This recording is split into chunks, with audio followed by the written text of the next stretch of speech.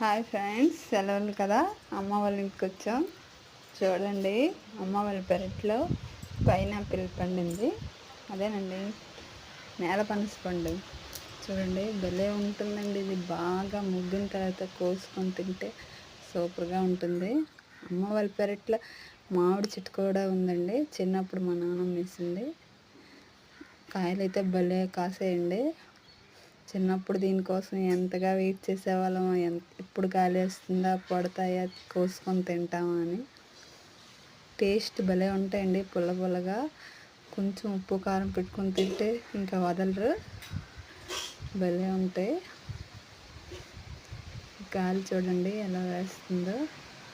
చల్లగా ఉంటుందండి ఇక్కడ వాతావరణం.